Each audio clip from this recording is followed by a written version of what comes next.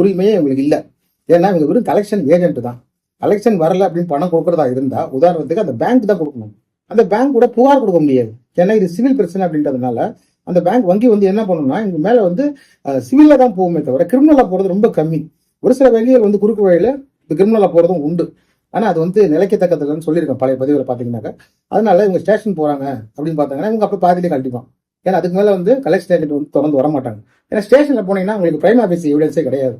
ஒரு கிளைண்ட் நீங்க கடன் வாங்கியிருக்கீங்க, நீங்க ஸ்டேஷன் போனா நிச்சயமா உங்க புகார் எடுத்துக்கணும். சட்டப்படி ஒரு ஆய்வாளர், சட்டப்படி இந்த ஆய்வாளர், துணை ஆய்வாளரோ, உதவி ஆய்வாளர் வந்து உங்களோட புகார் எடுத்துக்கிட்டு கடமை ஆக்ஷன் எடுக்கணும். இந்த மாதிரி வந்து தகராறு பண்றாங்க, பிரச்சனை பண்றாங்க, வீட்டாண்ட வந்து கத்துறாங்க அப்படின்னு நீங்க சொல்லி ஒரு புகார் கொடுத்தீங்கன்னா இந்த புகாரை எடுத்துப்பாங்க.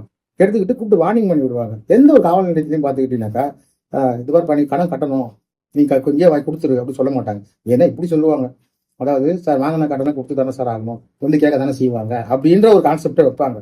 அதுக்கு தான் நான் தலைப்பாடா அடிச்சுக்கிறேன். என்ன சொல்றேன்னா இந்த போல வந்து வங்கி பிரச்சனை வர்றதுக்கு முன்னாடியோ இல்லை வந்த பின்னாடியோ உங்க ஏரியாவில் இருக்க வழக்கறிஞரை பாருங்க, பார்த்துட்டு என்ன பண்ணணும் சார் அப்படின்னு கேளுங்க. அவங்க ஐடியா சொல்லுவாங்க.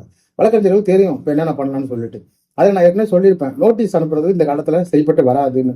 ஏன்னா வங்கிக்கு வந்து நீங்க நோட்டீஸ் அனுப்புறீங்க, லோனை கட்ட முடியல அப்படின்னு சொல்லி நோட்டீஸ் அனுப்புனீங்கன்னா வங்கியர்கள் என்ன பண்ணுவாங்கன்னா அது வந்து உதாசீனப்படுத்திடுவாங்க. ஏன்னா இப்போ வழக்கறிஞர்களுக்கு அனுப்பக்கூடிய நோட்டீஸ் வந்து ஒரு சட்டப்படி நிலைக்கத்தக்க நோட்டீஸ் இல்லை. ஏன்னா அது வந்து ஒரு மேண்டேட்டரி கிடையாது. மேண்டேட்னா அவசியம் தெரியும். அதனால மேண்டேட்னா அவசியமானது ஒன்று கிடையாது. அது அவசியமா மதிச்சு அவங்க ரிப்ளை கொடுக்கணும்னு அவசியம் இல்லை. அதுக்கேற்ற ஸ்டாஃபுங்களும் வங்கியில் இருக்க மாட்டாங்க. அவங்க சட்டப்படி கோர்ட்ல இருந்து வந்த சம்மனுக்கு மட்டும் தான் மரியாதை கொடுப்பாங்க. அதனாலதான் நான் என்ன சொல்லியிருப்பேன்னா கோர்ட்ல இருந்து உங்களுக்கு வந்து சம்மன் போகணும், நாம அனுப்பணும் அப்படின்னு சொல்லியிருப்பேன். நாம கோர்ட்ல இருந்து அனுப்பணும்னா நாம என்ன பண்ணணும் அப்படின்றதே நீங்க வந்து கொஞ்சம் யோசனை பண்ணணும். நாம கோர்ட்ல இருந்து அனுப்பணும்னா சாதாரண கோர்ட்ல எதுக்குமே அனுப்ப மாட்டாங்க. அப்ப நீங்க ஏதாவது மனுவா தான் தாக்கல் பண்ணணும். அந்த மனு என்னவா இருக்கலாம்னா 2 மனுவா இருக்கலாம். அதாவது வங்கி கடனை கட்ட முடியல, கடனை